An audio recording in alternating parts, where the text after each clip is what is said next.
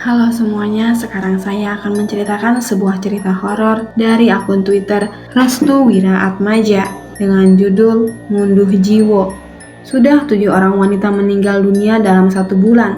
Rata-rata orang yang meninggal tersebut adalah orang yang baru saja menikah. Entah mengapa kejadian ini membuat Pak Sumardi selaku orang yang biasa memandikan jenazah mencari tahu terkait kematian aneh yang terjadi kepada setiap orang yang baru menikah. Kematian yang terus terjadi dalam waktu yang singkat membuat Pak Sumardi dan juga istrinya bertanya-tanya terkait apa yang sedang terjadi di desanya. Pasalnya setiap para wanita pengantin tersebut meninggal, pasti saja meninggalkan jejak yang sangat mengganjal bagi mereka berdua. Korban ke-8, Jawa Tengah. Langkah kaki pria tua berjalan ke arah sebuah gubuk yang sudah ramai dengan banyak orang dengan mengenakan pakaian serba hitam.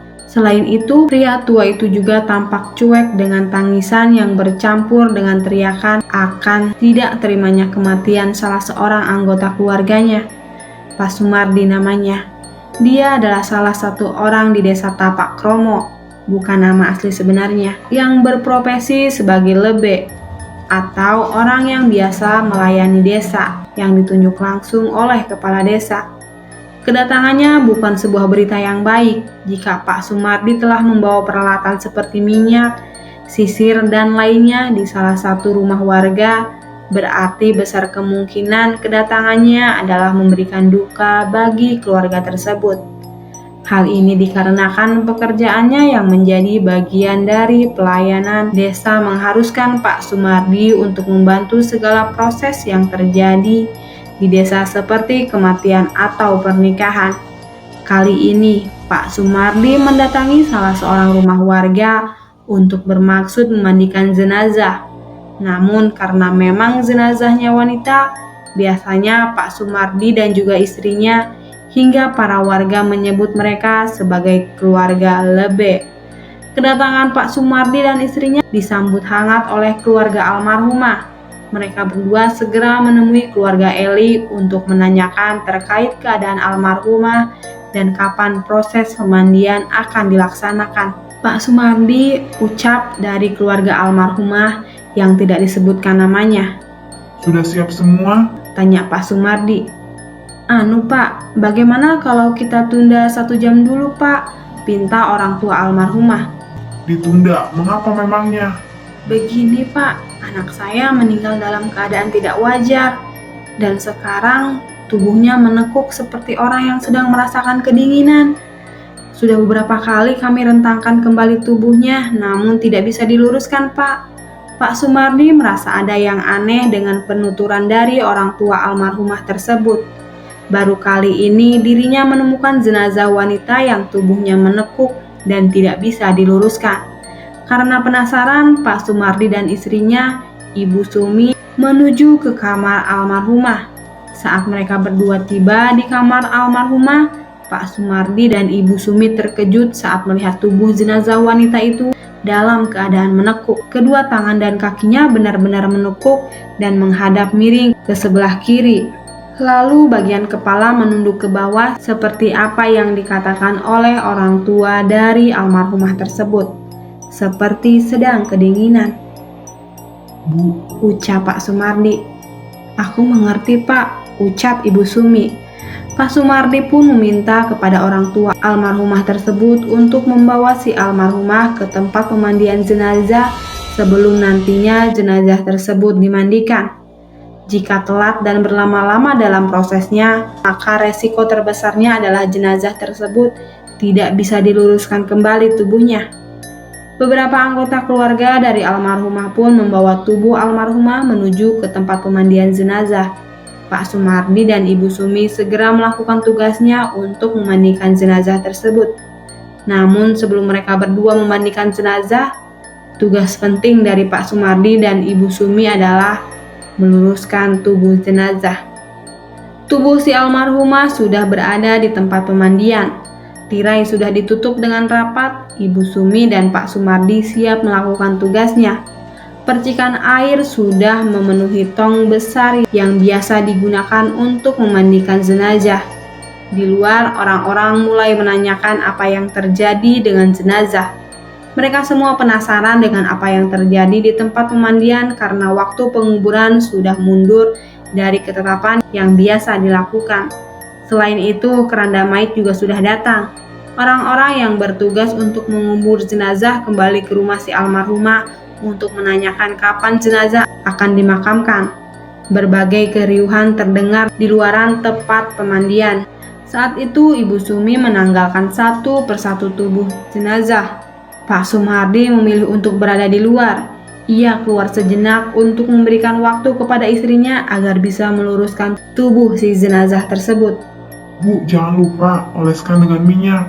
Ucap Pak Sumardi dari balik tirai. Niatnya begitu tidak tenang, hatinya begitu tidak tenang. Ia sama sekali merasakan kengerian yang luar biasa tak kala mendapati jenazah semacam itu. Mungkin jenazah yang meninggal dengan luka yang berada di sekujur tubuh sudah biasa. Mungkin jenazah yang meninggal dengan meninggalkan bekas luka borok sudah biasa. Akan tetapi jenazah yang meninggal dunia dengan tubuh yang menekuk hingga membuat bagian anggota tubuh lainnya sulit dikembalikan lagi seperti semula itu hal yang tidak biasa. Batin Pak Sumardi seperti mengira-ngira akan kemungkinan-kemungkinan aneh yang terjadi kepada almarhumah. Dia seperti melihat sedikit gambaran kecil terkait kematian yang dirasakan oleh si almarhumah. Entah karena memang ada sesuatu yang membuatnya seperti itu, atau karena faktor tertentu yang membuat tubuhnya menekuk hingga sulit diluruskan kembali. Selama Ibu Sumi melakukan tugasnya, lehernya sering merasakan hawa merinding yang sangat besar. Di bagian telinganya sering terdengar angin kecil seolah-olah ada yang meniupnya dari belakang. Lalu muncul bau busuk dari salah satu bagian sensitif dari jenazah tersebut. Ibu Sumi pikir bau busuk tersebut dikarenakan kotoran dari si jenazah yang belum dikeluarkan. Jadi Ibu Sumi tidak ingin memiliki pikiran yang buruk terkait bau tersebut. Telapak tangan Ibu Sumi mulai dioleskan dengan sebuah minyak. Minyaknya minyak khusus, entah jenis apa. Tapi minyak tersebut sangat ampuh untuk meluruskan tubuh jenazah yang menekuk atau memang mampu meluruskan bagian-bagian lainnya. Setelah dioleskan ke telapak tangan, mula-mula Ibu Sumi mulai meluruskan bagian tangan. Ia sangat telaten hingga mengurut tangan tersebut beberapa kali. Alhasil tangan dari jenazah menjadi lemas yang awalnya sangat keras. Kondisi tangan yang menekuk kini bisa diluruskan kembali seperti semula. Dari tangan, Ibu Sumi kembali melanjutkan pengolesan minyak tersebut ke bagian kaki. Di bagian ini, Ibu Sumi merasa tubuhnya berat. Resiko yang besar saat dirinya memandikan jenazah adalah dia juga merasakan hal yang sama seperti apa yang dirasakan jenazah. Sempat Ibu Sumi mengucapkan sesuatu seperti merasa kesakitan. Pak Sumardi pun segera menanyakan apa yang terjadi di tempat pemandian tersebut. Bu, aman toh? Aman, Pak. Masih lama ndak? Sebentar lagi kelar, Pak. Dengan terpaksa, Pak Sumardi kembali mengurungkan niatnya untuk membantu. Dia terkadang khawatir jika istrinya terlalu menekankan diri untuk membantunya. Akan tetapi, bentuk kesetiaan yang dilakukan oleh Ibu Sumi benar-benar membuat Pak Sumardi sangat menjaganya. 5 menit berlalu, Ibu Sumi sudah berhasil meluruskan bagian kakinya.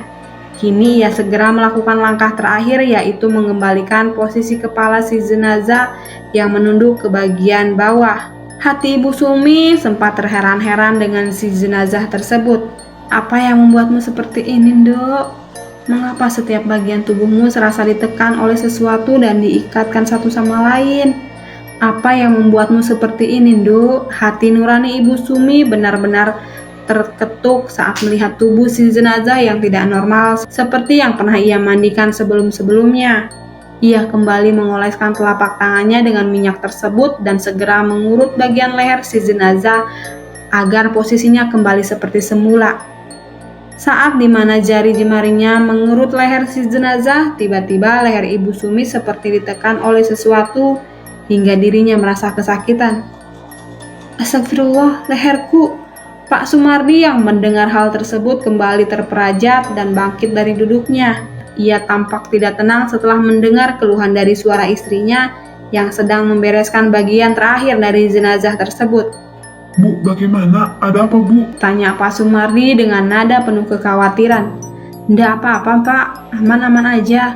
sebentar lagi selesai. Ibu Sumi segera melanjutkan pekerjaannya.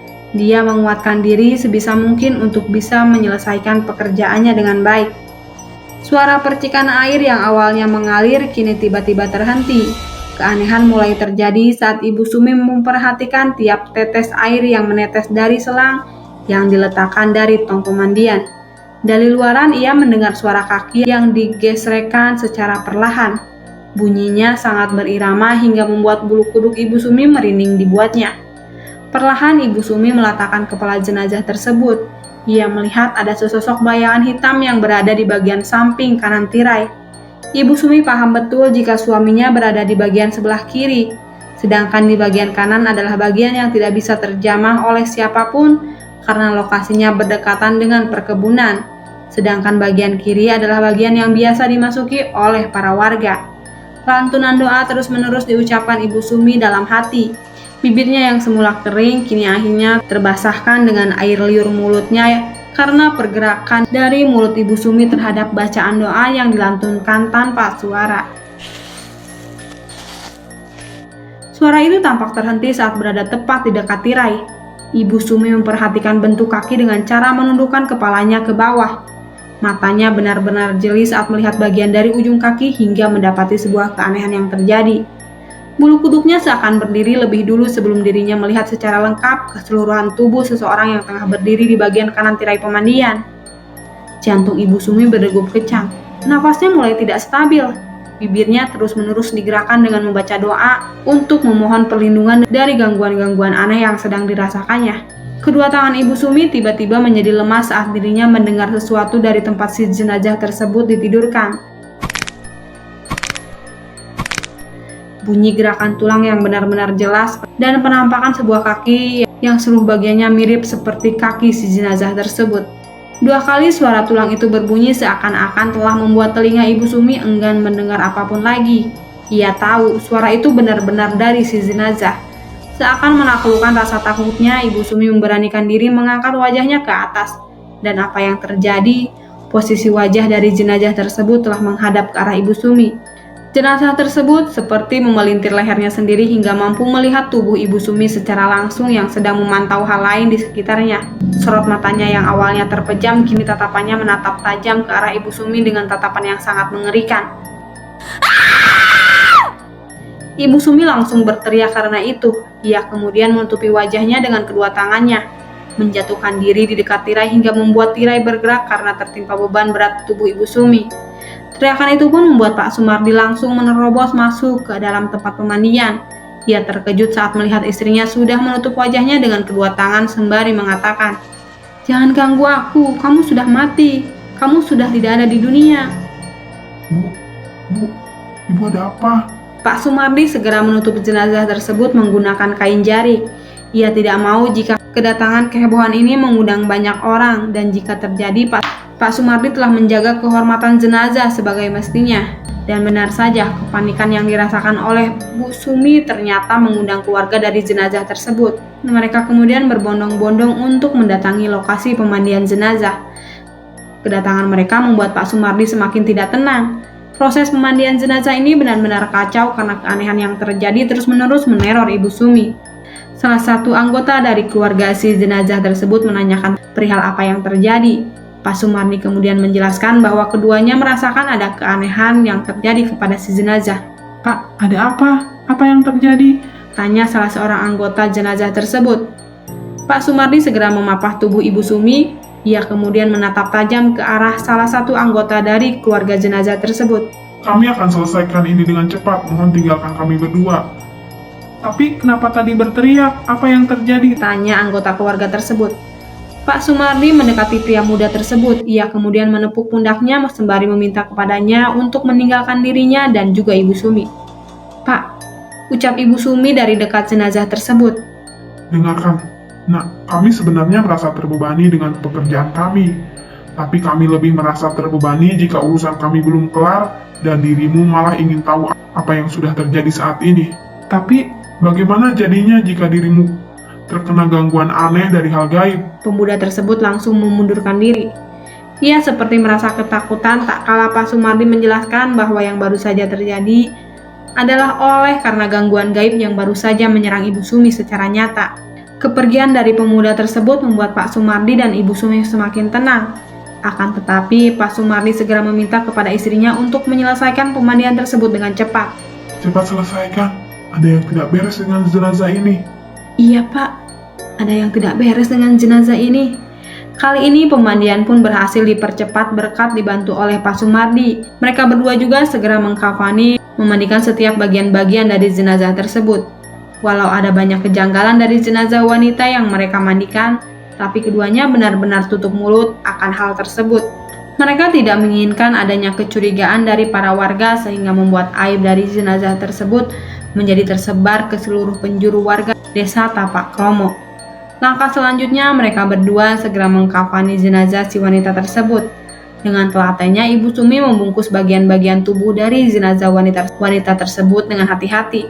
Ia memastikan jika seluruh tubuh jenazah wanita tersebut tertutup rapat.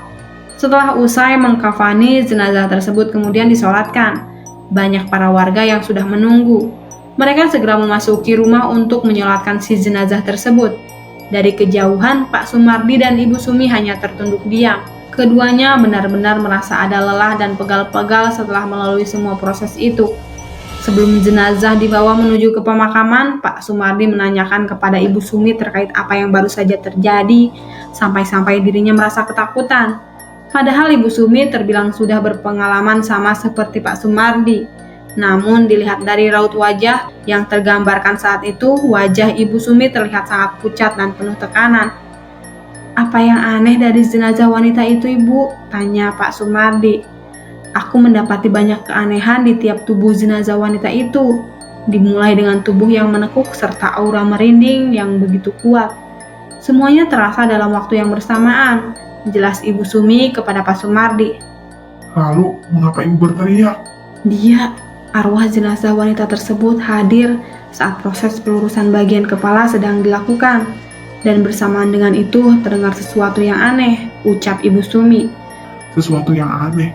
Benar seperti suara bebunyian tulang yang dipatahkan dalam waktu sekejap. Suara bebunyian tersebut masih terngiang-ngiang di telinga Ibu Sumi. Bagaimana tidak? Setelah suara itu muncul, Ibu Sumi sangat terkejut. Tak kalah melihat bagian kepala dari jenazah tersebut berbalik ke arahnya. Bisa dikatakan bagian kepalanya berbalik dari tubuh aslinya. Atas ketakutan tersebut, Ibu Sumi hanya terdiam. Ia bersama dengan Pak Sumardi hanya menunggu di hadapan rumah duka sampai jenazah tersebut dimakamkan. Setelah jenazah disolatkan, jenazah tersebut kemudian dimasukkan ke dalam keranda lalu dibawa menuju ke pemakaman oleh para warga dan keluarga jenazah sembari mengaungkan kalimat tarjih. Malam hari setelah pemakaman jenazah tersebut, Ibu Sumi melihat suaminya yaitu Pak Sumardi sedang terduduk diam di depan rumah, seperti ada beban yang menyangkut di pikiran suaminya. Ibu Sumi mencoba menanyakan permasalahan yang sedang dipikirkan suaminya. "Tumben ngelamun, Pak. Ada apa memangnya?" Bapak masih merasa janggal aja, Bu. Sudah hampir 8 orang yang meninggal dalam 1 bulan. Tapi anehnya rata-rata semuanya meninggal masih dalam keadaan pengantin baru. Ibu juga mikir gitu, Pak. Apalagi sama yang terakhir ini. Ibu ngerasa pengantin yang baru meninggal ini seperti ada sangkut pautnya sama yang sudah-sudah. Maksud ibu? Ibu selalu mencium bau busuk di daerah kemaluan si wanita tersebut. Tidak mungkin juga bau busuk tersebut dihasilkan karena hal-hal lain yang bersifat intim. Bau busuknya seperti memang ada yang menaruh bangkai di dalam kemaluan tiap jenazah para pengantin wanita. Entah mengapa Ibu Sumi merasa ada yang aneh dengan kematian setiap jenazah pengantin wanita yang biasa ia dan suaminya mandikan. Setiap kematian dari pengantin wanita tersebut seperti terkait satu sama lain dan memiliki benang merah yang sama, yaitu bau busuk pada bagian kemaluan. Sepertinya kematian ke-8 orang pengantin ini bukan kematian yang normal. Maksudnya, Pak? Ada sesuatu yang sudah terjadi karena kematian aneh tersebut. Ibu Sumi mengangguk paham. Kini dirinya menganggap jika kematian tiap pengantin wanita yang terjadi di desanya bukanlah kematian yang wajar, melainkan kematian yang disebabkan oleh sesuatu yang belum terungkapkan. Semakin lama hawa dingin desa Tapak Kromo semakin menusuk ke bagian tubuh hingga menembus ke tulang. Ibu Sumi dan Pak Sumardi segera masuk ke dalam kamarnya. Saat mereka ingin masuk ke dalam kamar, keduanya mendengar suara tangisan dari arah kamar kosong yang dulunya digunakan untuk menyimpan barang-barang bekas dan tak layak pakai.